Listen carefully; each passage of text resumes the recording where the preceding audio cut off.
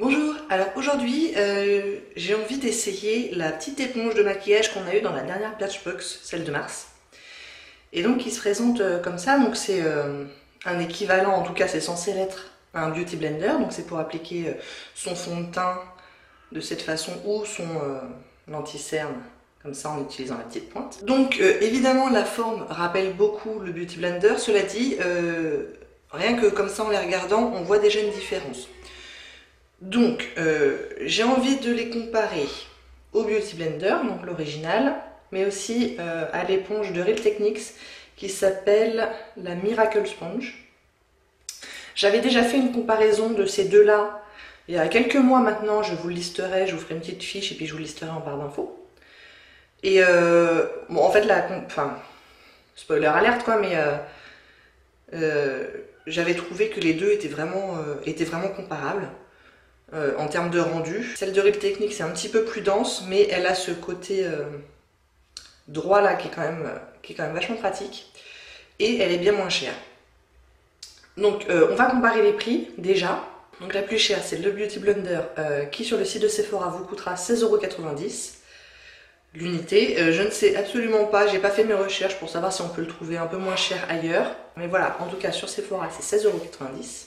Ensuite, celle qui est en dessous en prix, c'est celle de Birchbox, qui est donc de la marque Birchbox, qui pour le public vaut 10,99 € et en prix abonné vaut 9,34 €. Et la moins chère des trois, c'est celle de Real Techniques, que moi je trouve sur le site de Feel Unique, qui à l'unité vaut 8,50 €, mais en paquet de 2, ça vaut 14,90 €. Donc clairement, elle est bien moins chère que les deux autres.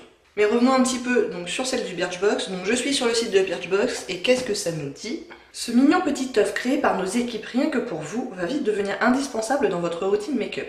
Sa texture éponge s'imprègne de fond de teint pour le fondre parfaitement sur la peau. La partie arrondie est idéale pour les joues, le front et le menton. Sa pointe permet d'atteindre les petits recoins du visage comme les ailes du nez et le contour de l'œil. Résultat, un teint hyper naturel, unifié, effet flawless garanti.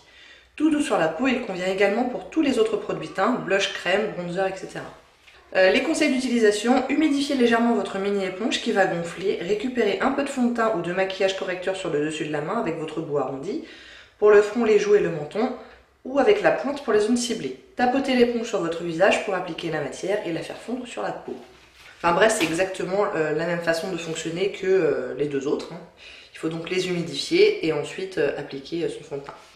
Moi je dois bien vous avouer que depuis quelques mois j'ai un peu laissé tomber les éponges au profit du pinceau parce que, essentiellement parce que je trouve que le pinceau ça va plus vite en fait et le matin j'ai pas tellement le temps de tapoter pendant 3 plombs même si j'aime bien le rendu des éponges, mais ça me prend trop de temps, il faut l'humidifier, ensuite il faut prendre le temps de tapoter, etc. Mais bon bah voilà, c'est l'occasion de s'y remettre. Et donc en termes de taille, vous voyez qu'il y a quand même des différences. Là ils sont secs, j'irai les humidifier un peu plus tard. Mais alors clairement la plus grosse c'est la Real Techniques. Ensuite un petit peu plus petit, le Beauty Blender. Et ensuite nettement plus petit, celui du Birchbox. Donc là je pars les humidifier et je reviens tout de suite. J'ai oublié de vous dire avant de les humidifier que la Birchbox est plus dense que le Beauty Blender, c'est beaucoup moins spongieux. Donc voilà ce qu'elle donne une fois qu'on les a passés sous l'eau. Il faut prendre un petit peu son temps pendant 10 ou 20 secondes de le presser plusieurs fois sous l'eau, le temps que ça s'engorge bien. Et ensuite de bien l'essorer surtout. Donc et voilà ce que ça donne. La différence de taille est restée plus ou moins la même. Donc la Real Techniques c'est toujours la plus grosse. Ensuite le Beauty Blender et ensuite l'éponge Birchbox. Donc aujourd'hui je ne vais pas utiliser la Real Techniques parce que j'ai que deux côtés sur mon visage. Donc je vais me contenter de 2 éponges. Donc je vais utiliser le Beauty Blender sur ma gauche, la Birchbox sur ma droite. Et comme fond de teint, je vais utiliser le Make Up Forever HD. Non pas le Ultra HD, c'est la version qu'il y avait juste avant, la Ultra HD. Que j'ai dans la teinte, on s'en fiche puisque c'est plus disponible, mais bon, N117. Et donc, alors eux ils disent de mettre sur le dos de la main, puis tapoter, puis tapoter. Ouais, c'est ce que je vais faire en fait.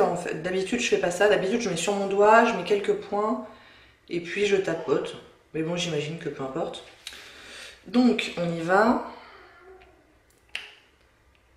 J'ai mis à peu près une pompe et demie de fond de teint. Donc là, évidemment, j'ai rien sur mon visage à part de l'hydratant, hein, je sors de la douche. Donc, bah, on va d'abord y aller avec le Beauty Blender. Donc j'en prélève. Et j'y vais. Et je tapote. Je devrais peut-être prendre une glace pour ça. Mais vous voyez, quand c'est sur le dos de la main, je suis pas super fan parce que j'ai peur que ça coule, je me sens moins libre de mes gestes. J'aurais dû faire comme d'habitude en fait. Donc je vais en prélever un petit peu. Alors l'avantage de ces éponges, c'est qu'elles offrent un fini très naturel et que évidemment on évite les marques de pinceau. Le désavantage, c'est qu'elles boivent quand même beaucoup de produits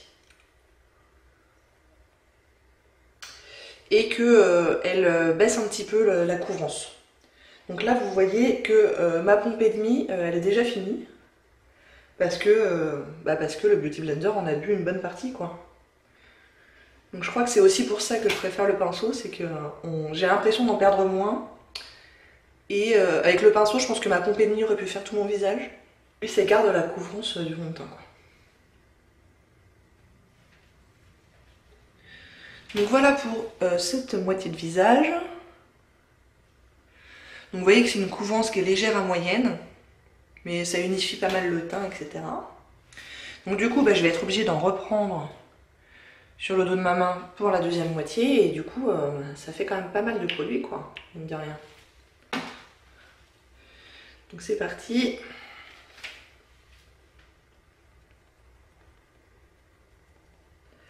Bon, clairement, la Birchbox, comme je vous le disais, hein, elle est plus dense. Et du coup,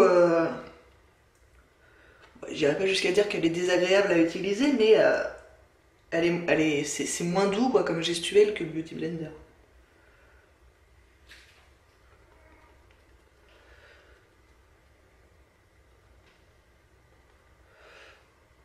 Bon, ça m'aura aussi pris ma pompe et demie de produire.